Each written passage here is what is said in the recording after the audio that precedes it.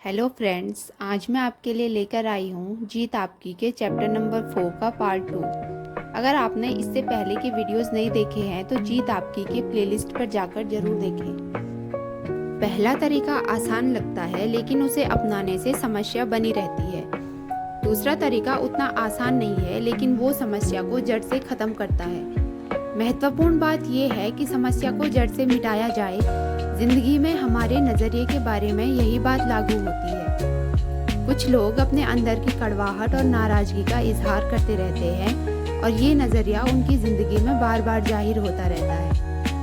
आज लोगों की समस्या ये है कि वे हर मसले का फौरन चाहते हैं। वे हर चीज़ का समाधान 1 मिनट में चाहते हैं। तुरंत हासिल होने वाली काफ़ी की तरह वो फौरन हासिल होने वाली खुशियाँ भी चाहते हैं, लेकिन ऐसा कोई फॉर्मूला नहीं है। इस तरह का नजरिया बाद में निराशा को जन्म देता है। छठवां है स्वार्थ और लालच। स्वार्थी नजरिया रखने वाले लोगों और संगठनों को पनपने का कोई हक नहीं है। वे दूसरों के हितों की परवाह किए बिना आगे बढ़ने की सोचते हैं। लालची आदमी हमेशा और अधिक पाने की चाह रखता है। जरूरतें पूरी की जा सकती है लेकिन लालच नहीं। ये मन का कैंसर होती है। लालच रिश्तों को नष्ट कर देता है। लालच आत्मसम्मान की कमी की वजह से होता है। इसका अंत कहाँ है? एक लालची किसान से कहा गया कि वो दिन में जितनी जमीन पर चलेगा वो उसकी हो जाएगी, बशर्ते वो सूरज डूबने तक शुरू करने की जगह पर वापस लौट आए। ज्यादा से ज्यादा जमीन पाने के लिए वो किसान दूसरे दिन सूरज निकलने से पहले ही निकल पड़ा। वो काफी तेज चल रहा था क्योंकि वो ज्यादा से ज्यादा जमीन हासिल करना चाहता था। थकने के बावजूद वो सारी दोपहर चलता रहा क्योंकि वो जिंदगी में दौलत कमाने के लिए हासिल किए हुए उस मौके को गंवाना नहीं चाहता था। दिन ढलते वक्त उसे वो शर्त याद आई कि उसने सूरज डूबने से पहले शुरुआत की जगह पर पहुंचना है। अपनी लालच की जगह से वे उस जगह से काफी दूर निकल आया था। वो वापस लौट पड़ा। सूरज डूबने का वक्त ज्यों-ज्यों करीब आता गया वो उतनी ही तेजी से दौड़ता जा रहा था। वह बुरी तरह थककर हाँफने लगा, फिर भी वो बर्दाश्त से अधिक तेज दौड़ता रहा। नतीजा ये हुआ कि सूरज डूबते डूबते वो शुरुआत वाली जगह पर पहुंच तो गया, पर उसका दम निकल गया और वो मर गया। उसको दफना दिया गया और उसे दफन करने के लिए जमीन के बस एक छोटे टुकड़े की ही जरूरत पड़ी। इस कहानी में काफी सच्चाई और एक सबक छिपा है। इससे कोई फर्क नहीं पड़ता कि किसान अमीर था या गरीब, किसी भी लालची आदमी का ऐसा ही हश्र होता है। सातवां है दृढ़ विश्वास की कमी। जिन लोगों में दृढ़ विश्वास की कमी होती है वे बीच का रास्ता अपनाते हैं। जरा अंदाजा लगाइए कि सड़क के बीच में चलने वालों का क्या हश्र होता है। लोग उन्हें कुचलते हुए आगे बढ़ जाते हैं। दृढ़ विश्वास न रखने वाले लोग किसी बात पर अड़ नहीं पाते। आत्मविश्वास और साहस की कमी की वजह से वो लोगों के साथ में बने रहने के लिए उनका साथ निभाते रहते हैं। वे उनकी सोहबत ये जानते हुए भी कबूल कर लेते हैं कि वे गलत कर रहे हैं। कुछ लोग खुद को ये सोचकर बेहतर मानते हैं कि वे गलत काम का समर्थन नहीं करते, पर उनमें विरोध करने का साहस नहीं होता। किसी काम के गलत होने के एहसास के बावजूद उसका विरोध न करना दरअसल उस काम का समर्थन करना ही है। सफलता पाने का एक अहम राज ये है कि किसी बात के विरोध में रहने के बजाय किसी बात के समर्थन में रहो। इस तरह हम समस्या के नहीं बल्कि समाधान का हिस्सा बन जाते हैं। याद रखिए, किसी बात पर टिके रहने के लिए दृढ़ विश्वास की जरूरत होती है। दृढ़ विश्वास आस्था से उपजता है। कर्म के बिना आस्था एक भटकाव बन जाती है। आस्था चमत्कारों का इंतजार नहीं करती बल्कि चमत्कारों को जन्म देती है। अगर आप सोचते हैं कि आप कर सकते हैं या आप ये सोचते हैं कि आप नहीं कर सकते, तो आप दोनों ही तरह ठीक हैं। हमारी जिंदगी में बुरे लम्हे आते हैं और हम सब गिरकर चोट खाते हैं। ऐसे पल हम सभी की जिंदगी में आते हैं जब हमें खुद पर अविश्वास हो जाता है और हम खुद पर रहम खाने लगते हैं। असली बात ये है कि ऐसी भावनाओं से उभरकर अपनी आस्था को फिर से कैसे कायम किया जाए। दुनिया में 3 तरह के लोग होते हैं। कुछ लोग काम को अंजाम देते हैं, कुछ लोग काम को अंजाम तक पहुंचते हुए देखते रहते हैं, कुछ लोग अजरज करते रहते हैं कि वो काम अंजाम तक कैसे पहुंचा। आप किस वर्ग में आते हैं? 8वां है कुदरत के नियमों को न समझना। फ्रैंकलिन के संकेत समझने से पहले सभी बिजली कई बार चमकी थी। न्यूटन के संकेत समझने पहले भी सेब उनके सर पर कई बार गिरा था। कुदरत हमें हमेशा इशारे करती रहती है। ये हमें बार बार इशारा करती है और एकाएक हम उसका इशारा समझ जाते हैं। सफलता उसूलों का नाम है और ये उसूल कुदरत के हैं। बदलाव कुदरत का उसूल है। हम या तो आगे बढ़ रहे हैं या पीछे हट रहे हैं। हम या तो काम बना रहे हैं या काम बिगाड़ रहे हैं। स्थायी की कोई गुंजाइश नहीं होती। अगर हम किसी बीज को पेड़ बनने के लिए नहीं बोएंगे तो वो सड़ जाएगा। आप चाहें या ना चाहें, बदलाव तो होना ही है और होकर रहेगा।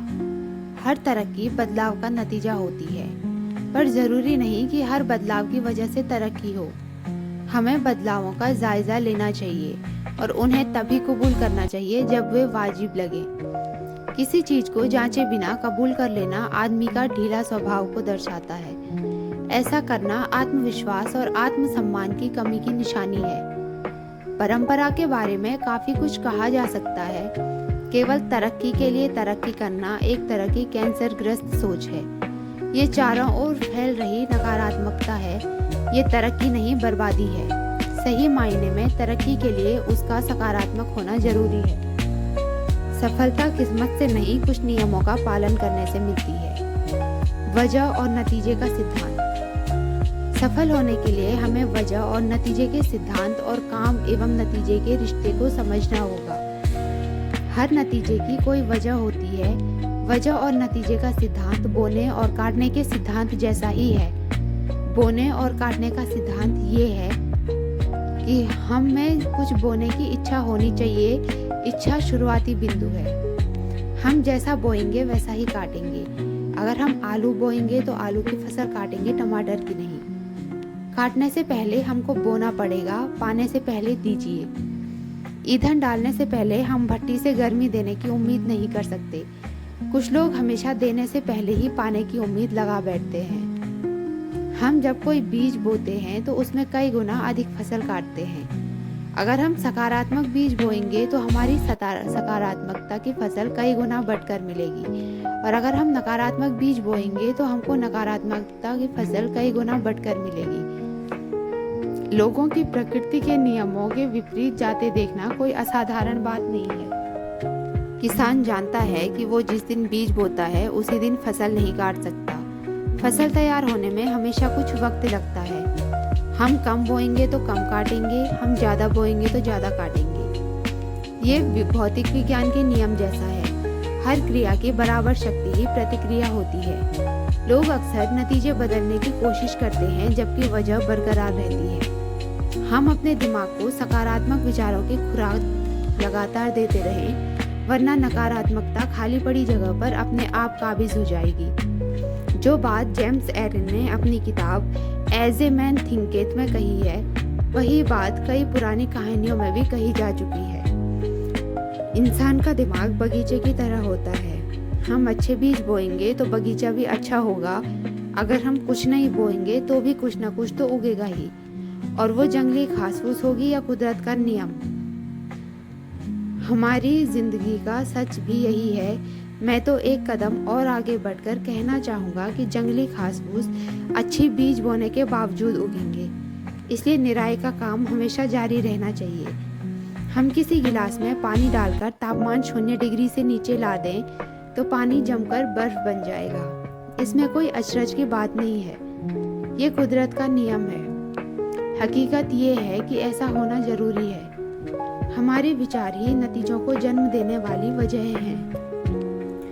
हमारे विचार वजह हैं। आप जैसे विचार का बीज बोते हैं वैसा ही कर्म फलता है। कर्म का बीज बोने पर आदत वैसी ही फलती है। आदत का बीज बोने पर चरित्र वैसा ही फलता है। चरित्र का बीज बोने पर किस्मत वैसी ही फलती है। इस सब की शुरुआत एक विचार से होती है। आकर्षण का नियम। हम उन चीजों की ओर आकर्षित नहीं होते जिन्हें चाहते हैं, बल्कि उन चीजों की ओर आकर्षित होते हैं जो हमारे जैसी ही होती हैं। ये पुरानी कहावत बिल्कुल सच है कि चोर चोर मौसेरे भाई होते हैं। नकारात्मक सोच वाले लोग खतरनाक होते हैं। वे नकारात्मक सोच वाले दूसरे लोगों को अपनी ओर आकर्षित करते हैं, नकारात्मक ढंग से प्रतिक्रिया जाहिर करते हैं, बुरे से बुरे नतीजों की उम्मीद करते हैं और कभी मायूस नहीं होते। क्या आपने गौर किया है कि सामाजिक समारोहों में सफल लोग दूसरे सफल लोगों को अपनी ओर आकर्षित कर लेते हैं, दूसरी ओर असफल लोग असफल लोगों को आकर्षित करते हैं और एक दूसरे से सिर जोड़कर शिकवा शिकायतें करते हैं, कल्पते और बिलखते हैं। 9वां, योजना बनाने और तैयारी करने की अनिच्छा। जीतने की इच्छा सभी में होती है, मगर जीतने के लिए तैयारी की इच्छा बहुत कम लोगों में होती है। ज़्यादातर लोग अपनी ज़िंदगी के बारे में योजना बनाने के बजाय पार्टी और छुट्टियों के बारे में योजना बनाने में वक्त बिताते हैं। तैयारी। आत्मविश्वास तैयारी से ही पैदा होता है। तैयारी का मतलब है योजनाबद्ध ढंग से अभ्यास करना। जीतने वाले खुद पर दबाव बनाए रखते हैं। ये तैयारी दबाव जीत की चिंता किए बिना की जाने वाली तैयारी का होता है। अगर हमारी तैयारी खराब है तो हमारा खेल भी खराब होगा, क्योंकि हम वैसा ही खेलते हैं जैसी हमारी तैयारी होती है।